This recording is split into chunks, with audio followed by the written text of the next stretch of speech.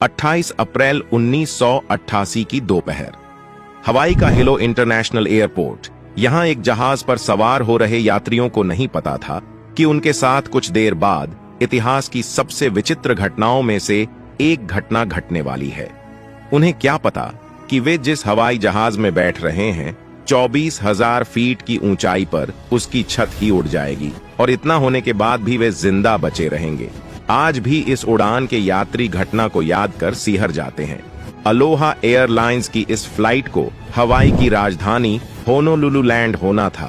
कहने को यह सिर्फ 35 मिनट की फ्लाइट थी, लेकिन जिंदगी और मौत के खेल ने इसे बहुत लंबा बना दिया था। दूरी कम होने के कारण यह फ्लाइट दिन में कई फेरी लगाती। उस रोज यह इसकी 7वीं फेरी थी। फ्लाइट की कमान कैप्टन रॉबर्ट स्कॉर्नस्थाइमर और फर्स्ट ऑफिसर मिमी टॉम्पकिंस के हाथ में थी। दोनों को 12,000 घंटे प्लेन उड़ाने का अनुभव था। कैप्टन ने फ्लाइट में सब कुछ चेक किया और उड़ान भरनी शुरू की। जब फ्लाइट अपने सफर की आधी दूरी तय कर चुकी थी, तब वह 24,000 फीट की ऊंचाई पर थी।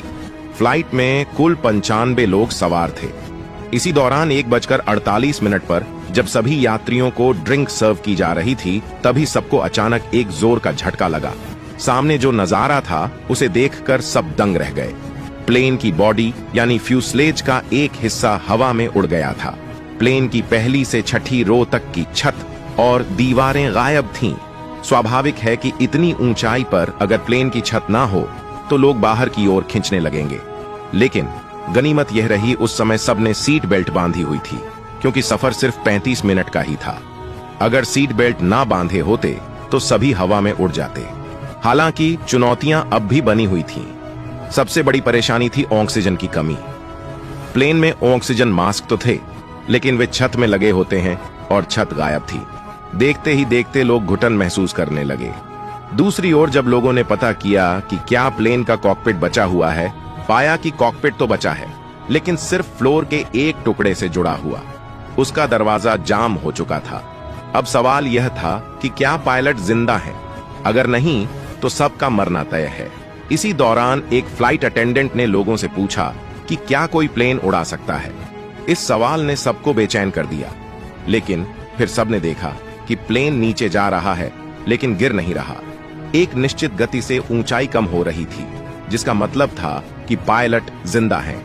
पायलट कुछ मिनटों में प्लेन को 10,000 फीट की ऊंचाई तक ले आए, जिससे ऑक्सीजन पाने में आसानी हुई। फिर एक और समस्या हो गई। प्लेन की बॉडी पर इतना भयंकर जोर पड़ा कि कॉकपिट ही टेढ़ा हो गया। उसे देखकर लगता था कि अब टूटा कि तब। अब प्लेन की कमान पायलट रॉबर्ट स्कॉर्नस्थाइमर के हाथ में थी।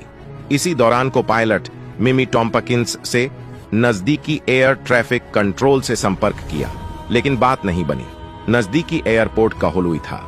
एक अजीब समस्या यह थी कि ऊंचाई अधिक होने के कारण किसी को कुछ सुनाई नहीं दे रहा था, लेकिन किसी तरह एयरपोर्ट से संपर्क हो गया। वे समझ गए कि कोई बड़ी मुसीबत है। तत्काल रनवे को खाली किया गया। अब समस्या यह भी थी कि फ्लाइट का कॉकपिट टूटे होने के कारण उसे मोड़ा नहीं जा सकता था, और जिस जगह कोहुलुई एयरपोर्ट स्थित था वहां फ्लाइट को ले जाने के लिए 2 पहाड़ियों के बीच से गुजारना था। यह बिना फ्लाइट को मोड़े संभव नहीं था।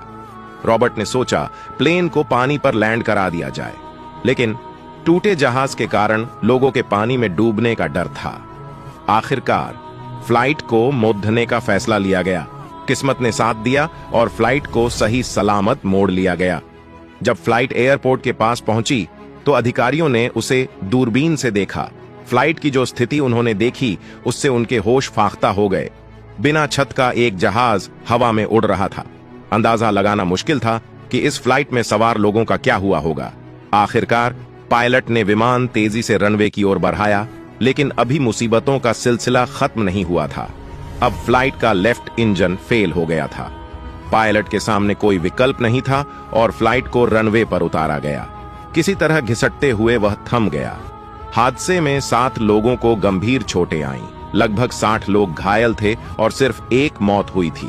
मरने वाली थीं फ्लाइट अटेंडेंट क्लाराबेल लांसिंग।